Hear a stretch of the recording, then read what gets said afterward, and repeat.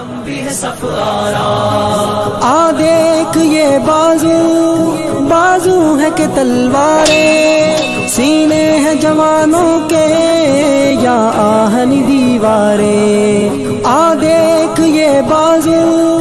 بازو ہے کہ تلواریں، سینے ہیں جوانوں کے یا آہنی دیواریں، مل جاتی ہیں قدموں سے کس طرح سے دستاریں، ہم تجھ کو دکھا دیں گے 100 بار یہ نظارہ، اے دشمن دی تو نے کس قوم کو للکارا، لے ہم بھی ہے سفارا، لے ہم بھی ہے سفارا، اے دشمن دی تو نے کس قوم کو۔ چند باتیں میں چاہتا ہوں کہ ترکی کی تاریخ کے بارے میں بھی ظاہر بات ہے کہ یہ اس وقت تفصیل کے ساتھ تو بیان کرنے کا کوئی امکان نہیں ہے، چند باتیں میں چاہتا ہوں کہ سیلینٹ فیچرز آپ حضرات کے سامنے آ جائیں۔ یوں سمجھیے کہ 13ویں صدی عیسوی، یہ 20ویں صدی عیسوی ختم ہو رہی ہے، آج سے 700 سال پہلے کے ماحول میں آپ جائیے۔ اس وقت خلافت بنو عباس کا خاتمہ ہوا، 1258 عیسوی میں فال آف بغداد، تاتاریوں کے ہاتھوں بغداد کی تباہی ہوئی اور خلافت بنو عباس کا چراغ گل ہو گیا، عربوں کی سیادت و قیادت اس وقت سے ختم ہو گئی۔ جو خلا پیدا ہوا وہ اس قوم نے پر کیا جن کے ہاتھوں عذاب آیا تھا، ہے آیا فتنہ تاتار کے افسانے سے، پاسما مل گئے کعبے کو صنم خانے سے۔ ایک انٹرم پیریڈ تو ایسا گزرا ہے کہ جس میں طوائف الملوکی تھی، ظاہر بات ہے کوئی بڑی تہذیب، بڑا تمدن، بڑی سلطنت ختم ہوتی ہے تو دوبارہ اس کی جگہ پر کسی دوسرے سٹرکچر کے بننے میں وقت لگتا ہے، درمیان میں وہ طوائف الملوکی، چھوٹے چھوٹے سلطان، چھوٹے چھوٹے عمراء، چھوٹی چھوٹی حکومتیں پورے عالم اسلام۔ لیکن رفتہ رفتہ یہ جو ترک ایک اصل میں یوں سمجھیے کہ ایک نسل ہے، قوم ہے، ہم مغل کو علیحدہ سمجھتے ہیں، ترکوں کا اصل میں ملک بھی ترک ہے، یہ سب ترکان ہیں، ان کی مختلف نسلیں۔ ترکان تیموری کو ہم مغل کہتے ہیں، ترکان صفوی کی حکومت قائم ہوئی ایران میں، ترکان تیموری یعنی مغلوں کی بہت بڑی مملکت قائم ہوئی ہندوستان میں، ترکان سلجوقی سب سے پہلے دائرہ اسلام میں داخل ہوئے تھے اور وہ خلافت بنو عباس کے دور میں ہی بہت کافی پاورفل ہو چکے تھے، چھوٹے چھوٹے علاقوں میں ان کی حکومتیں تھیں۔ اسی زمانے میں مشرق و مغرب میں ہر جگہ پر پورے عالم اسلام میں سب سے زیادہ مضبوط حکومتیں جو تھیں وہ غلاموں کی تھیں۔ ہندوستان میں 1206 میں دلی کے تخت پر قطب الدین ایبک بیٹھے غلام تھے، پھر وہ التتمش، یہ سب خاندان غلامہ ہے۔ ادھر مصر میں مضبوط حکومتیں دو ہی تھیں، ہندوستان میں خاندان غلامہ کی، ادھر مصر میں مملوک کہتے ہیں غلام کو، ملکیت ہے، یہ سب ترک ہیں۔ تو ان دونوں کی حکومتیں عظیم ترین قائم ہوئی۔ ہندوستان میں تو دور کئی آئے، ہندوستان میں پہلے خاندان غلامہ، پھر خلجی، لودھی، سادات، مختلف خاندان، کچھ 350 برس تو اس میں گزرے، 1206 سے 1526 تک 320 برس میں یہ کئی خاندانوں کی حکومتیں توڑ پھوڑ ہوتی رہی۔ پھر 1526 سے مغل آئے، کہنے کو تو 1857 تک رہے لیکن حقیقت میں 150 برس ہیں ان کے، جن کو کہا جائے کہ صحیح ان کی عظمت کا دور ہے۔ یہ جو 6 بادشاہ ہیں، بابر، ہمایوں کا تو خیر نہ ہی شمار کیا جائے، اکبر ہے، پھر جہانگیر ہے، شاہجہاں ہے، اورنگزیب، اس کے بعد جو ہے طوائف الملوک ہندوستان میں بھی ہو گئی۔ لیکن اسی صدی میں 13ویں صدی کے اختتام کے قریب 1288 میں ایک ترک سردار ارطغرل کا بیٹا عثمان، یہ خاندان عثمانی جو ہے حضرت عثمان سے کوئی تعلق نہیں ہے ان کا، یہ اکثر لوگ چونکہ اس میں بھی مغالطے میں دیکھا بڑے بڑے پڑھے لکھے لوگ، امریکہ کے ڈاکٹرز بھی اس مغالطے میں تھے کہ شاید ان کا تعلق حضرت عثمان سے، جیسے بنو عباس کا حضرت عباس سے ہے تو یہ عثمانی سلطنت جو ہے یہ شاید یہ حضرت عثمان کی نسل سے، اس کوئی تعلق نہیں، یہ تو ترک ہے۔ عثمان بیگ اس کا نام تھا سردار کا، اس نے چھوٹی سی حکومت قائم کی، ویسے تمام مسلمانوں کی حکومتیں تھی، اناطولیہ پورا کا پورا جو ہے مسلمانوں کا تھا، مختلف چھوٹی چھوٹی ریاستیں، لیکن عثمان بیگ نے 1288 میں اس وقت کا جو ترکی ہے اس کا شمال مغربی کونا، صرف ایشیائی ترکی، اس میں چھوٹی سی حکومت قائم کی۔ 1288 سے لے کر اس کے بعد یہ حکومت جو ہے تسلسل کے ساتھ قائم رہی، اور فرق یہ ہے کہ ہندوستان میں تو جیسا کہ میں نے عرض کیا اس عرصے میں بہت سے خاندان آئے اور ختم ہوئے، مغلیہ دور آیا ختم ہوا، پھر انگریز بھی آ گئے، لیکن یہ کہ 1288 سے لے کر اب یہ 1992 تک وہ سلسلہ وہاں قائم ہے، کوئی رخنا نہیں ہے۔ عروج و زوال انہی کے درمیان آئے ہیں، کبھی ان کی سلطنت بہت پھیل گئی، کبھی سکڑ گئی۔ پھر یہ کہ آج بھی بہرحال پورا ایشیا مائنر جس کو آپ کہتے ہیں، ایشیا کوچک، اناتولیا کا پورا علاقہ، اور یورپ میں بھی بہرحال 3% ان کا رقبہ جو ہے یورپ کے اندر بھی ہے، آج بھی وہ مملکت قائم ہے۔ اور اس مملکت کے اندر نوٹ کیجئے پورے 400 برس تک خلافت رہی۔ ویسے تو 600 برس سے زائد ہو چکے ہیں، 1288 سے لے کر اور یہ 1992 تک، یہ تو 700 سال کی حکومت ہے۔ لیکن یہ کہ خلافت جو ہے وہ 1520 سے شروع ہوئی، یہ ذرا ذہن میں رکھیے، جب کہ انہوں نے حجاز کو بھی فتح کر لیا، مصر کو بھی فتح کر لیا، عظیم ترین 3 بر اعظموں پر دنیا میں کوئی اور حکومت اور کوئی اور سلطنت اتنی عظیم نہیں تھی جتنی کہ اس وقت سلطنت عثمانیہ تھی۔ پورا حجاز، پورا یمن، پورا عراق، شام، مصر، اور پھر یہ لیبیا، الجزائر، تیونس تک، یہ سب کے سب پورا ایشیا مائنر، اور جیسا کہ میں نے عرض کیا بہت بڑا رقبہ، تمام بلقان سٹیٹس، ہنگری اور یہ علاقے جو ہیں یوگوسلاویا، سب کے سب جو ہیں یہ ایک مملکت 3 بر اعظموں کے اوپر محیط۔ تو 1520 سے خلافت شروع ہوئی ہے، اور 1920 سے لے کر 1924 4 سال میں درجہ بدرجہ ختم ہوئی ہے۔ وہ بھی میں آج آپ کو بتاؤں گا کہ وہ درجے کیا ہیں۔ ایک دم ختم نہیں ہوئی، اس کے اندر کچھ وقت لگا ہے، 4 سال کے عرصے میں وہ نیچے گری ہے، 400 برس تک قائم رہی، اور 4 برس میں پھر وہ زمین ہو گئی۔ اور خاص طور پر یہ پوائنٹ نوٹ کرنے کا ہے کہ بقیہ جو خلافتیں تھیں، خلافت بنو امیہ، خلافت بنو عباس، خلافت، ان سب کو تو چیلنج کرنے والے کوئی نہ کوئی سامنے آتے رہے۔ بنو امیہ کی خلافت کو چیلنج کیا پہلے حسین ابن علی نے رضی اللہ تعالی عنہما، پھر حضرت عبداللہ ابن زبیر نے رضی اللہ تعالی عنہما، پھر یہ کہ خلافت بنو عباس کو چیلنج کرنے والے حضرت زید، حضرت حسن کی اولاد میں سے رضی اللہ تعالی عنہ، پھر انہی کی اولاد میں سے ایک اور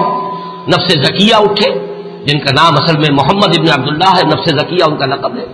تو ان خلافتوں کو چیلنج کرنے والے اٹھے ہیں، لیکن یہ بات نوٹ کر لیجئے پورے 400 برس میں پورے عالم اسلام میں ترکوں کی خلافت کو کسی نے چیلنج نہیں کیا، متفق علیہ خلافت پورے عالم اسلام نے، اگرچہ پورا عالم اسلام ان کی حکومت میں شامل نہیں تھا، خلافت کو مانتے تھے، جہاں کہیں کو حکومت بدلتی تھی وہاں سے منگواتے تھے اپنے لیے سند، اور پورے عالم اسلام میں خلیفہ کا نام لیا جاتا تھا خطبوں کے۔ تو اس اعتبار سے یہ بہت ہی ایک غیر معمولی بات ہے، 400 برس تک خلافت کا جاری رہنا، اور وہ اس شان کے ساتھ کہ اس کو کسی وہ انڈسپیوٹڈ مجمع علیہ متفق علیہ خلافت رہی۔ اس میں سے ذرا میں چاہتا ہوں کہ تھوڑا سا جغرافیہ کا بھی آپ اپنے ذہن میں اور وہاں کا جو مسئلہ ہے وہ جما لیجیے۔ اناتولیا وہ تو آپ نے نقشے کے اندر دیکھا ہوگا، کافی بڑا رقبہ ہے، اور اصل 97% ترکی موجودہ جو ہے وہ اسی میں ہے، 3% جو ہے یورپ میں ہے۔ اس کی آبادی کوئی 5.5 کروڑ ہے، آبادی کے لحاظ سے پاکستان کا نصف ہے تقریباً۔ اس میں سے 1 کروڑ کے لگ بھگ صرف ایک شہر استنبول میں ہے۔ پورا ملک سطح مرتفع ہے، نہایت زرخیز، سرسب، شاداب، قابل دید، اونچائی نچائی، لیکن ہر جگہ پر آپ کو کہیں زمین ننگی نہیں ملے گی، دریا ہیں بکثرت، جھیلیں ہیں بکثرت میٹھے پانی کی، اور ابھی ہم نے وہاں پر جو کچھ معلوم کیا ہر شے ان کی اپنے ہاں موجود ہے، ہر اعتبار سے سیلف سفیشینٹ ملک ہے۔ اللہ تعالیٰ نے اپنی نعمتوں کی بارش اس طرح کی ہے، 6 دن ہم نے اس میں گزارے ہیں صرف ایک شہر استنبول میں، اور یہ میں نے عرض کر دیا کہ وہ پورے ملک کی 1/5 آبادی تو وہی ہے۔ یہ شہر شاید دنیا کے اس اعتبار سے خوبصورت ترین شہروں میں سے ہوگا کہ یہ ایک تو یہ کہ نگینے کی طریقے سے یہ یورپ اور ایشیا سنگم ہے اس کا جس پر واقع ہے۔ ایک سمندر ہے جو پورا ترکی کے اندر ہی ہے، بحر مارمورا، جسے ایک چھوٹی سی آبنائی ملاتی ہے بحیرہ اسود کے ساتھ، بلیک سی کے ساتھ، اس کو باسفورس کہتے ہیں۔ جنوب میں ایک لمبی سی گلی ہے پانی کی، وہ دانیال ڈارڈینیلیز، وہ ملاتی ہے اسے بحیرہ روم سے، لیکن بحیرہ مارمورا جو ہے پورا کا پورا وہ ترکی کے اندر ہے گویا، یعنی یورپی ترکی اور ایشیائی ترکی کے مابین۔ اور استنبول شہر جو ہے وہ بہت خوبصورت، اور عظمت پارینہ اگر مسلمانوں کی دیکھنی ہو تو شاید دنیا کا کوئی اور شہر نہیں ہے کہ جو ہم پلہ ہو سکے۔ جتنی عظیم مسجدیں، عالی شان مسجدیں، اگرچہ اس وقت ان کی مینٹیننس نہیں ہے، برا حال ہے، خستہ حال ہے۔ حضرت ابو ایوب انصاری رضی اللہ تعالیٰ عنہ کا مقبرہ بھی بہت خستہ حالت میں، اس کے ساتھ جو مسجد ہے، مغرب کی نماز ہم نے وہاں ادا کی ہے، لیکن یہ کہ نظر یہی آیا کہ صرف وہی لوگ تھے کہ جو وہ ڈاکٹرز کا پورا گروپ آیا ہوا تھا، مقامی آبادی بہت کم، نہ ہونے کے برابر۔ اس اعتبار سے عظمت پارینہ دیکھنی ہو تب بھی جا کر دیکھیے، اور اسلام کی بیچارگی دیکھنی ہو تب بھی وہیں جا کر دیکھیے۔ یہ دونوں کنٹراسٹ آپ کو وہاں نظر آئیں گے کہ عظیم ترین مسجدیں وہاں ہیں۔ ہماری بادشاہی مسجد تو اپنے یعنی یوں سمجھیے کہ صحن کے رقبے کے اعتبار سے ہم کہہ دیتے ہیں دنیا کی سب سے بڑی مسجد ہے، لیکن وہ تو صحن ہے۔ باقی یہ کہ ان کے جو عظیم الشان ہال انہوں نے بنائے ہیں، جتنے عظیم، جتنے بلند، ان کو دیکھ کر انسان حیران رہ جاتا ہے۔ سلطان محمد فاتح کی مسجد، سلطان سلیمان کی مسجد، ایک ایک مسجد ان میں سے جو ہے اپنی جگہ پر عظمت کا بہت بڑا نشان ہے، اگرچہ جیسا کہ میں نے عرض کیا اس وقت حالت جو ہے ان کی اکثر و بیشتر خستہ ہے۔ ایک دن کے لیے ہم برسا، ایک شہر برسا اس وقت کہلاتا ہے، یہ بروسا ہے پرانا، بے رے واو صاد ہے، اور جب سلطان ارطغرل کے بیٹے سلطان نے عثمان نے جب سلطنت قائم کی تھی تو پہلا دارالخلافہ یہی تھا۔ یہ ایشیائی حصے میں ہے، تقریباً کوئی 150-200 میل کا فاصلہ ہوگا استنبول سے۔ وہاں کے حالات مختلف ہیں، وہاں سلطان بایزید یلدرم کی بنائی ہوئی مسجد جو ہے بہت عالیشان ہے، اور اس وقت بھی وہ بہت آباد ہے۔ ہم حیران ہوئے وہاں دیکھ کر کہ وہاں ایک ظہر کی نماز ہم نے پڑھی ہے 2 دن قبل، لیکن محسوس ہوتا تھا کہ جمعے کی نماز ہے۔ ظہر کی اذان سے پہلے کثیر تعداد کے لوگ موجود تھے۔ اتنا کنٹراسٹ بھی شاید دنیا میں آپ کو کہیں نظر نہ آئے کہ استنبول کا حال وہ ہے کہ حضرت ابو ایوب انصاری کی مسجد جو ہے وہ بھی ویران پڑی ہوئی ہے رضی اللہ تعالیٰ عنہ، لیکن یہ کہ برسا کے اندر جا کر آپ دیکھیے تو وہاں پر یہ ہے کہ ظہر کی نماز ایسا محسوس ہے کہ جمعے کی نماز، اذان سے پہلے نصف مسجد بھری ہوئی تھی، اور اس کے بعد جو ہم نے دیکھا ہے ان کا جوش و خروش اور پاکستانیوں سے نہایت محبت، وہ بھی وہیں نظر آتی ہے، استنبول میں نہیں۔ استنبول تو ہر اعتبار سے مغربی تہذیب کے اندر بری طریقے سے یوں سمجھیے کہ پوری طرح گم ہو چکا ہے، وہاں آپ محسوس نہیں کر سکتے کہ کوئی مسلمان ملک ہے۔ باقی یہ کہ جیسا کہ میں نے ابھی عرض کیا تھا کہ اگرچہ اللہ تعالیٰ نے اپنی دولت جو ہے مادی دولت کے خزانے ہر طرح سے انہیں دیے ہیں، لیکن معاشی حالات نہایت ناگفتگو ہیں۔ انفلیشن آسمان سے باتیں کر رہی ہے، کرنسی کی قیمت اس تیزی کے ساتھ گرتی ہے۔ وہ کچھ اعداد و شمار لے کے آئے ہیں میرے ساتھ، چونکہ چھوٹے بھائی برادر عزیز اقتدار احمد تھے، ندا میں انشاءاللہ تعالیٰ وہ چیزیں تفصیل سے آئیں گی فیکٹس اینڈ فگرز کے ساتھ، کہ کس طرح ہر مہینے ان کی جو کرنسی ہے اس کی قیمت گر رہی ہے، اور کس طرح یہودیوں نے انہیں چنگل کے اندر لے رکھا ہے، اور پوری معیشت جو ہے یہودیوں کے قبضے میں ہے۔ ان کے ہاں ہر چیز جو ہے کنزیومر گڈ، بس اس کی کھپت ہے، جو خرچ کر دینے والی چیزیں ہیں، لباس ہے، مختلف چیزیں ہیں، ان کی بہتات بازاروں میں بھری نظر آئے گی،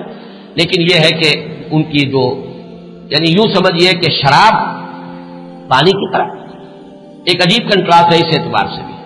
خنزیر وہاں نہیں کھایا جاتا، لہذا یہ تو اطمینان ہوتا ہے آپ جہاں چاہیں جا کے کھانا کھا لیں، آپ کو پتہ ہے یہاں حرام چیز کھانے میں نہیں ہے، لیکن شراب پانی کی طرح پی جاتی، یہ بھی تضاد۔ یہاں تک کہ واقعہ یہ ہے کہ ہمارا ایک گائیڈ تھا، اس نے کہا بڑے ہی فخر کے ساتھ، ایک جگہ جب ہم جا رہے تھے حضرت ابو ایوب انصاری رضی اللہ تعالیٰ عنہ کی مسجد کی طرف، اس نے ایک علاقہ بتایا، اور اس نے کہا یہ اتنے ریسٹورانٹ جو آپ کو نظر آ رہے ہیں یہ سب شراب اور ہر جگہ ہے، لیکن رمضان میں یہ سب بند ہوتے ہیں، رمضان میں ہم شراب نہیں پیتے۔ ہم نے کہا رمضان ہی میں نہیں پیتے تو یہ باقی شراب، باقی تو پیتے ہیں۔ کسی نے پوچھ لیا کیا روز کے؟ ہاں روز پیتے ہیں۔ وہ بالکل کوئی اس کے اندر کوئی گلٹی کانشنس، کسی طرح کی کوئی انہیبیشن، کوئی کسی درجے کی کوئی شرمندگی ختم نہیں، لیکن رمضان میں یہ سب بند ہوتے ہیں رمضان کے اندر۔ تو میں نے کہا کہ اللہ کرے کہ یہ رمضان ہی پورا سال ہو جائے، کوئی ایسی شکل بن جائے کہ پورا سال ہر روز عید نیس کے حلوہ خورت کسے، اللہ کرے کہ پورا سال جو ہے وہ رمضانی کی شکل بن جائے، تاکہ وہاں سے شراب کی لعنت کا خاتمہ ہو۔